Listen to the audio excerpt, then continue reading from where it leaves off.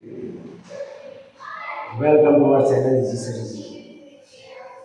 We are back with some content on the basis of term 2 cross 10th CBSE board. We are going to discuss some grammatical mistake that it is included as a editing in your chapter. Okay, ये question आपके 3 mark के आने वाले हैं, 3 mark के।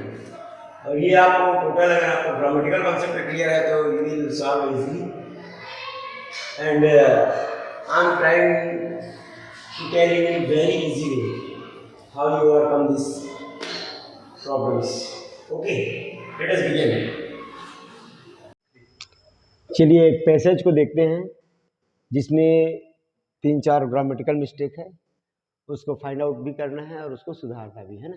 देखिए, Pelham is situated in an altitude of about 550 feet on a southern arm of a deep bay of the Bengal, Western Ghats. Pelham boasts of delight forest sceneries. यहाँ पे एक तलम के बारे में बताया गया है कि बे ऑफ जो बंगाल में है और वहाँ की सीनरी को बहुत बढ़िया से वो क्या करता है, हाईलाइट करता है या फिर उस जगह के लिए वो प्रसिद्ध है, फेमस है। ठीक है, इस सारी सिचुएशन को देखते हुए यहाँ पे अब हमको ठीक करना है। तो पैलम इज सिचुएटेड इन, यहाँ पे इन नहीं होके क्या होना चाहिए, एट होना चाहिए। क्या होना चाहिए, इन के जगह में एट होना चाहिए। जब कोई भी एटीट्यूड हाइट वाली जो चीज होती है वहां पे हम क्या करते हैं, इन के जगह में एट। एट इन मतलब थोड़ा सा नीचे की स्थिति को बताता है ना। अब इसके बाद देखें, आप about 550 feet on a southern of southern arm of a deep bay of the western Ghat. Southern arm, ये सदर्न आर्म बे ऑफ जो वेस्टर्न घाट है उसका एक स्पेसिफिक जगह है, एक यूनिक प्लेस है। इसके कारण यहाँ पे ए के जगह में यहाँ पे क्या होना चाहिए, दी। The southern arm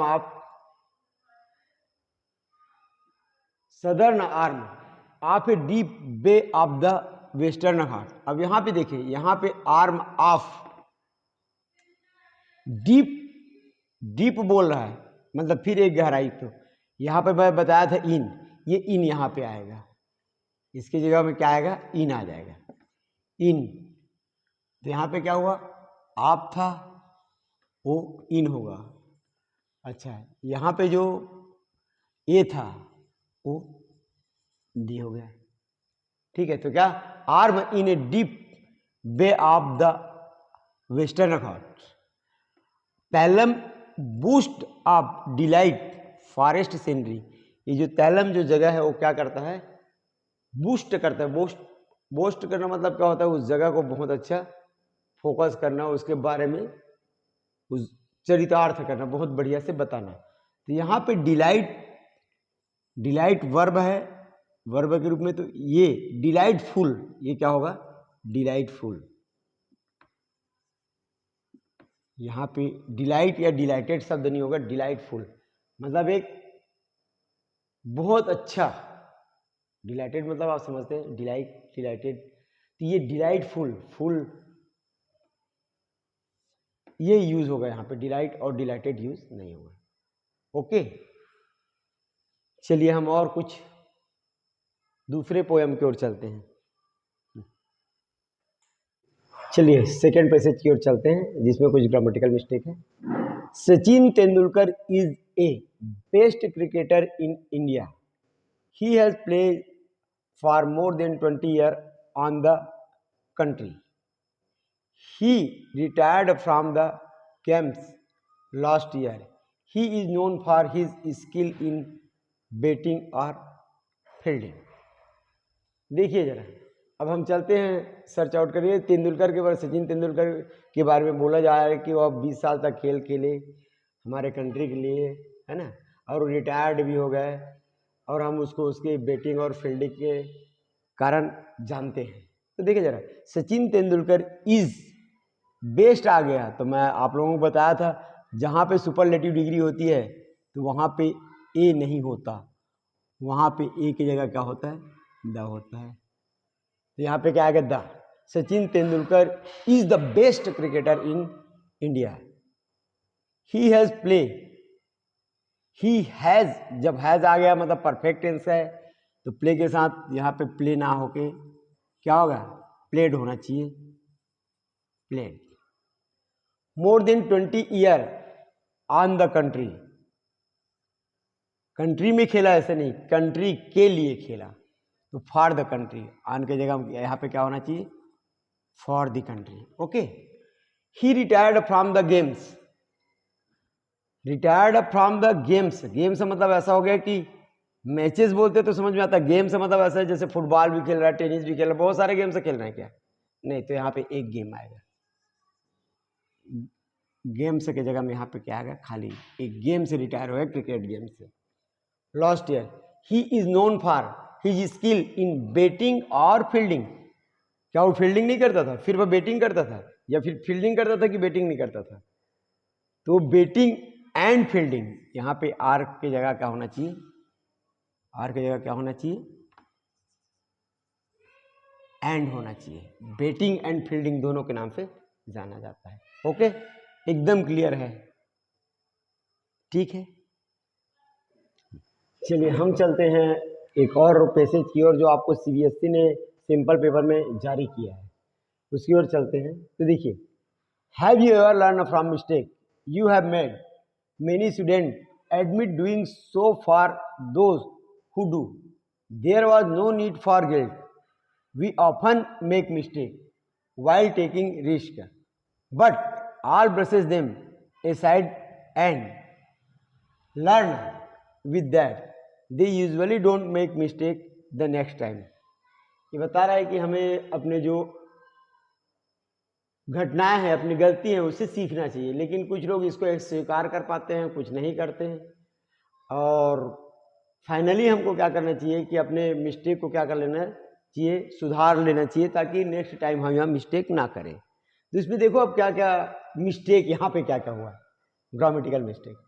have you ever learn from mistake you have made, यहाँ पे देखें यू हैव मेड मतलब ये पास्ट की बातें हैं, जब पास्ट की बातें हैं तो वर्ब जो है लर्न, यहाँ पे क्या होना चाहिए, लर्न होना चाहिए, क्या होना चाहिए, लर्न।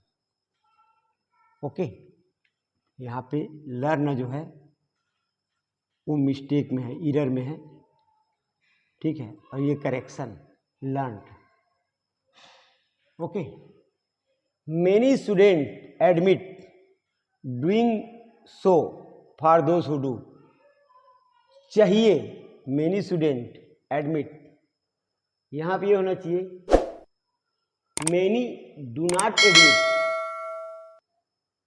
इसमें से कई लोग ये विल नॉट एडमिट, एडमिट नहीं करते, स्वीकार नहीं, चाहिए नहीं, होना है, मेनी यहाँ पे क्या होना चाहिए, यहाँ पे क्या होना चाहिए, डोंट या वोंट, विल नॉट या डू नॉट, यहाँ पे मिस्टेक में है ये शुडेंट, यहाँ पे होना चाहिए डोंट या फिर won't, will not. Okay, there was no need for guilt, यहाँ पे देयर इज एक मिस्टेक है, इसके लिए हमेशा क्या होता है, देयर के साथ इज, यहाँ पे वाज आर की जगह क्या होगा, वाज की जगह देयर इज यहाँ पे there is no need for guilt, this is a fact. We often make mistake, हम प्राय अक्सर गलती करते हैं, वाइल टेकिंग रिस्क, जब हम रिस्क लेते हैं, but all brush them aside and learn with that, but all नहीं, बट कुछ, सम यहाँ पे क्या होना चाहिए, सम, बट सम ब्रश देम, कुछ जो है उस पर सुधार करते हैं, side and learn with that, और सीखते हैं क्या, they usually don't make mistake the next time. Okay, चलिए वन मोर, पैसेज की ओर चलते हैं जिसमें मिस्टेक है। In the prisoners room a candle is burning dimly, A prisoner himself sat by the table, only him baked the hair by his head and his hands are visible from outside through the window। चलिए देखिए, एक prisoner के बारे में थोड़ा सा short story है। In the prisoners room a candle is burning dimly. ठीक है, प्रिजनर्स रूम। अब पास्ट की बातें को जब बोल रहा है तो यहाँ पे इज की जगह क्या आ जाना चाहिए, इज की जगह आ जाना चाहिए was. In the prisoners room a candle was burning dimly, prisoners himself. अब जब यही प्रिजनर दोबारा आया है तो यहाँ पे ए की जगह क्या होना चाहिए, द होना चाहिए। मैं ऑलरेडी आप लोगों को बता चुका हूँ, जहाँ पे कोई चीज़ जब दोबारा आता है तो उसमें ए की जगह क्या लग जाता है, द लग जाता है। Okay, set by the table, only him back the hair by his hand and his hands are visible. यहाँ पे ओनली हिम नहीं, ओनली हिम की जगह ओनली हिज, उसका, his, only his, back the hair, उसके पीछे का बाल, बाय हिज हैंड, हेड। तो बाई, बाई की जगह क्या होना चाहिए यहाँ पे, on, on his head and his hands, and hands and his hands are, are नहीं होना चाहिए यहाँ पे क्योंकि पास्ट टेंस की बात है, तो यहाँ पे वर होना चाहिए। Hands were visible from outside, वही बाहर से दिखाई दे रहा था, थ्रू द विंडो। ओके।